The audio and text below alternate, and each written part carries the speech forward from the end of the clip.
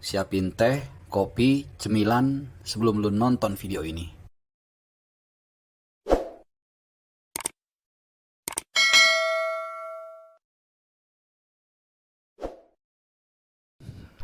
Halo, salam sehat. Ketemu lagi sama gua, tentunya di channel kesayangan kalian, kesayangan kita, channel Bung Harpa.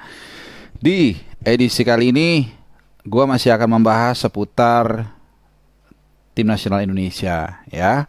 Jadi final final AFF Suzuki Cup ini merupakan final ke-6 sepanjang sejarah Piala AFF bagi Indonesia, dulu namanya Piala Tiger, dan tentunya final yang ke-9 bagi Thailand, ya. Ini bridgingnya dulu. Ini adalah video gua yang kedua, preview final leg pertama. Karena yang sebelumnya ada juga gua sama Papi Ropan. Ini komentator senior idola gua. Terima kasih Papi Ropan sudah berkesempatan ngobrol-ngobrol. Dan di situ gue banyak atau lebih memberikan kesempatan buat pemikiran dan analisanya Papi Ropan. Tapi di video kali ini adalah murni analisa dan pandangan gue. Ada sedikit berbeda memang dengan apa yang dikatakan Papi Ropan, tapi ya ini lebih untuk memberikan opsi dan juga gue sebagai ya aktualisasi diri gue lah. Standing point gue akan gue jelasin di preview gue kali ini. Oke? Nah, jadi sekali lagi Indonesia sedang atau masyarakat Indonesia lagi harap-harap cemas, lagi dak-dikduk nunggu ketemu Thailand. Kita tahu ini nggak gampang, dan seperti yang gue katakan tadi, kita sudah berulang kali masuk final tahun 2000, 2002, 2004, kemudian 2010 dan 2016, ya. Dari 5 pertemuan tadi, ya, 3 diantaranya kita bertemu dengan Thailand, ya, atau lebih tepatnya ya 3 tahun 2000 kita ketemu Thailand, kemudian tahun 2002, kemudian juga terakhir tahun 2016, ya. Kalau lu ingat di Pakansari waktu itu kita ketemu menang 2-1, tapi di Raja Manggala kita kalah 0-2. Nah, jadi ini final ke-6 kita di AFF Suzuki Cup dan final ketemu Thailand yang keempat, ya. Oke. Kita sudah semua tahu bagaimana perjalanan kedua tim ini. Gue nggak usah jelasin ke lu, tapi gue mau langsung ke materi ataupun ke kekuatan terutama tim nasional Indonesia. Ya, gue akan bedah satu persatu dari belakang sampai depan, dan di saat yang sama gue akan share juga prediksi line up yang mungkin akan ditampilkan di sisi sini. Oke? Nah, ada 2 formasi utama yang selalu ditampilkan Sintayong sejak babak grup. Ya, ketika dia ingin menyerang, bermain lebih agresif, dia akan memakai pola 4 back. Ya, depannya biasanya 4-3-3 atau 4-4-2. Ya, pengejawantannya 4-4-2 ini menjadi 4-4-1-1 sebenarnya. Jadi biasanya 4 back. Intinya kalau dia mau bermain menyerang atau dia merasa yakin lawan ini bisa dikalahkan. Tapi kalau Sintayong merasa lawannya berat dan ingin bertahan, seperti ketika menghadapi Vietnam di babak grup, dia akan memakai 5 back. 3 back sejajar dan 2 wingback, ya, fullback. Nah, bagaimana dengan menghadapi Thailand nanti yang akan diselenggarakan atau dilangsungkan hari Rabu jam 19.30, dan kebetulan juga gue sedikit informasikan gue akan membawakan acaranya di SCTI Plus. Nah, menurut prediksi gue, mengingat ini adalah pertandingan 2 leg, maka Sintayong akan menggunakan 5 back atau 3 back sejajar, ya. Jadi bertahan, ya, karena kita tahu lawan Thailand ini nggak mudah. Ketika menghadapi Singapura saja di babak grup, menurunkan 11 pemain cadangan saja, mereka mampu menang 2-0, ya. Sementara kita melawan Singapura susah payah. Bahkan sudah 9 orang pun kita masih bisa kebobolan dan hampir kalah. Sehingga menurut gua, Sintayong akan memakai 5 back. Nah, siapakah mereka? Untuk fullback sayap, gua rasa gua akan cepat aja. Asnawi di kanan dan juga nah, di kiri ini sedikit, karena memang Pratama Arhan ini akumulasi kartu. Ya, dia mendapatkan kartu kuning di semifinal leg pertama, dan yang kedua memang agak sedikit skip, ya, karena dia baru mendapatkan kartu kuning di ujung pertandingan, bahkan sudah selesai kalau nggak salah. Ini agak sedikit luput bahkan di summary resmi dari AFF. Ya, intinya dia akan absen. Penggantinya kemudian kemungkinan adalah Edo Febriansyah. Ya, di babak grup juga sempat Edo Febriansyah mengisi posisi left back kiri. Nah, siapakah 3 back sejajar ini? Menurut gua ya 2 yang pasti dipasang adalah Fakhrudin Arianto dan Rizky Ridho. Nah, siapakah satu lagi? Menurut gue satu lagi adalah bisa Elkan Bagot. Ya, kemana Dewangga?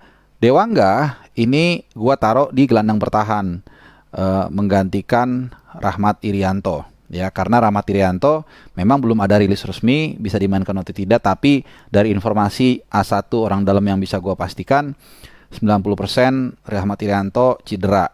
Karena memang kemarin ketika menghadapi Singapura di pertandingan terakhir Rahmat Irianto ditarik menit ke 94 mengalami masalah. Jadi kemungkinan yang ditampilkan sebagai gelandang bertahan menggantikan Rahmat Irianto adalah Alfreandra Dewangga.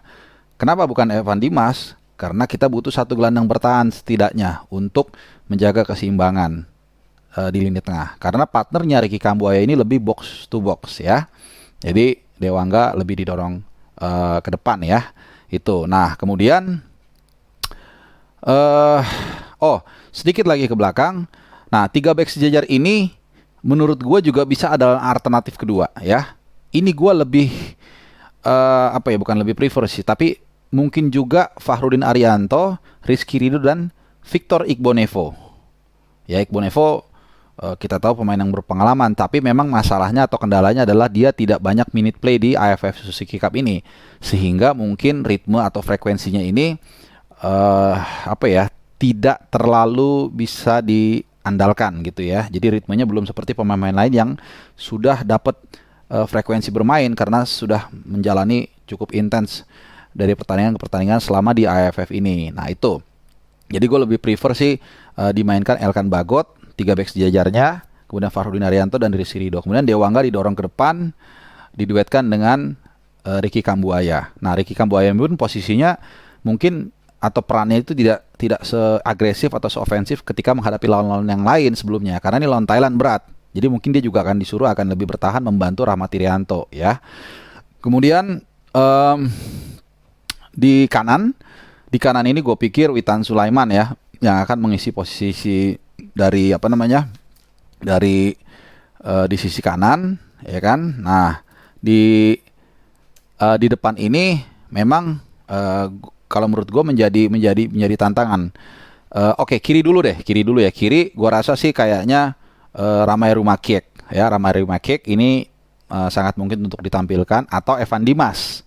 Ya, ini pilihannya antara ini menurut gua. Nah, kemudian target man ini memang tidak ada benar-benar striker kita yang bisa menjanjikan atau meyakinkan. Tapi from all of them atau dari semua itu yang paling kelihatannya ya paling tidak secara faktual kemarin sudah menjanjikan atau bisa memberikan gol ya Ezra Walian. Suka atau tidak suka atau jelek atau bagus ya itulah yang kita punya dan sudah membuktikan. Jadi kemungkinan akan menjadi target man itu Ezra Walian di depan ya. Walaupun bukan tidak mungkin dia akan digantikan kalau memang katakanlah tidak mumpuni di babak yang kedua awal ya.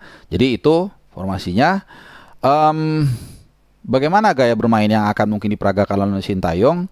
Kalau menurut gua ya sebaiknya kita bermain relatif bertahan tapi dengan pola serangan balik yang terukur ya. Ingat Singapura ketika mereka bermain dengan 10 orang, 9 orang, mereka bermain bertahan. Tapi ketika melakukan serang balik, 3 orang aja bisa merepotkan pertahanan kita. Nah, kemudian kedua, kita bisa juga mencarikan komparasi atau ukuran yang lain. Contoh, kebetulan pelatihnya Sintayong, kita tahu ini adalah mastermind keberhasilan Korea Selatan mengalahkan Jerman di Piala Dunia 2018. Saat itu juga sama, ya, David dan Goliat. Tapi Korsel mampu bertahan dengan serangan balik yang mematikan dan ternyata terbukti.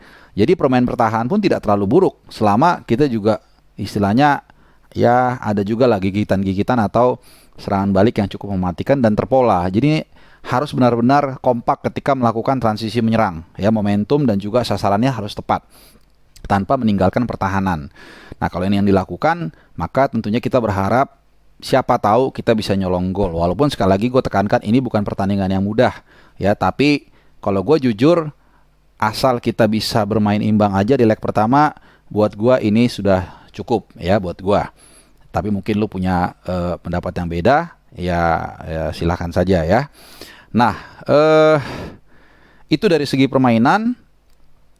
Kemudian ada hal juga yang harus diingat dari tim nasional kita. Berkaca dari pertandingan melawan Singapura, kita banyak melakukan kesalahan-kesalahan di daerah berbahaya seperti sepertiga pertahanan Indonesia. Gue masih ingat ketika kita bermain dengan bahkan 9 pemain, kita melakukan kesalahan-kesalahan yang tidak perlu di daerah pertahanan sendiri. Agak nervous ketika menghadapi tekanan. Alhasil salah satunya kalau nggak salah ya, Alveandra Dewangga yang melakukan pelanggaran tendangan bebas kemudian justru menjadi gol bagi Singapura ya 2-1 sebelum akhirnya beruntung kita bisa menyamakan kedudukan 2-2. Dan sempat dibikin deg-degan juga ya dengan penalti yang nggak masuk ditepis oleh Nadeo. Oh ya, nanti gue akan bahas Nadeo juga. Dan akhirnya kita bisa perpanjang waktu dan menang. Jadi satu catatan gue, hindari pelanggaran yang tidak perlu. Dan dalam beberapa video gue terakhir, gue selalu menekankan juga skema dalam menghadapi bola mati. Ya, kelihatannya dalam beberapa kesempatan itu seringkali para pemain itu tidak disiplin dalam menjaga seorang pemain ya. Jadi ketika dekat lu ini ada tugas lu jaga dia benar-benar, jangan dilepas. Itu tanggung jawab lu sampai benar-benar lu bisa semaksimal mungkin jaga dia. Dan ini beberapa kali dilakukan kesalahan ya. Pernah Witan Sulaiman Asnawi Mangkualam berada dalam posisi menjaga 2 pemain gitu. Jadi satu pemain kemana nih? Harusnya kan man to man. Untung lobbing headernya nggak masuk. Kalau nggak salah Safwan Baharudin apa yang melakukan lobbing header karena free header akhirnya untung nggak masuk. Ada lagi kalau nggak salah Faris Ramli juga gitu, dibiarin terbuka sama Farudin Arianto, untung cutbacknya nggak gol ya. Jadi ini penting karena dalam kondisi ketat seperti pertandingan final, kadang-kadang kesalahan kecil itu bisa berakibat fatal ya. Kemudian pemain cadangan, penjaga gawang dulu ya. Tadi gue lupa bilang, penjaga gawang gue pikir nggak ada masalah. Nadeo Argamiata ini penjaga gawang cukup tenang. Kemarin juga kita tahu dia berjasa dalam menepis penalti. Ini sebuah penalti yang menurut gue setara dengan tiket ke final ya. Jadi luar biasa. Nah kemudian nah ini menarik ya, karena kita masih punya Egy Maulana Fikri, kemudian juga Irfan Jaya. Nah ini juga menarik, kita nggak tahu nih apakah 2 pemain ini dicadangkan atau Irfan Jaya akan ditampilkan di posisinya kiri Rumah Kiek atau Evan Dimas. Ya mungkin ini benar-benar menunggu atau sampai melihat kesiapan dari pemain-pemain tersebut ya di saat-saat terakhir. Tapi mungkin kalau gue sedikit boleh kembali, posisi kiri gue lebih prefer Irfan Jaya ya, karena di pertandingan sebelumnya dia dia main tidak full time ya, karena kita tahu saat itu Irfan Jaya masuk di menit ke 65, jadi hanya main sekitar 1 jam total ya dengan perpanjangan waktu. Jadi sangat mungkin juga Irfan Jaya, gue koreksi sedikit, gue lebih prefer Irfan Jaya bermain di posisinya Rumah Kick atau di kiri ya, sementara di kanan gue pikir Witan Sulaiman tidak tergantikan. Jadi itu, jadi Nadeo, kemudian Farudin Arianto, Rizky Ridho, Elkan Bagot, kanan Asnawi, kiri Edo Febriansah, kemudian duet di lini tengah di jantung pertahanan itu Dewangga dan Ricky Kambuaya, kanan Witan Sulaiman, kiri Irfan Jaya, dan target pinnya Ezra Walian ya. Oke lah, itu kira-kira ulasan dari gua, mudah-mudahan tercerahkan dan juga bermanfaat buat lo. Silahkan tinggalkan komen, tinggalkan juga prediksi analisa lo, kita akan coba berdiskusi. Semoga tentunya kita berharap Indonesia bisa menang, setidaknya seri dulu lah, leg pertama kalau gua, kemudian kita akan lihat leg kedua, mudah-mudahan kita bisa mencuri kemenangan dan mengakhiri gelar 30 tahun dahaga juara kita ya. Oke, thank you sudah nonton, dan seperti biasa jaga kesehatan. Kita jumpa lagi di video gue yang lain, dan salam sehat, ciao.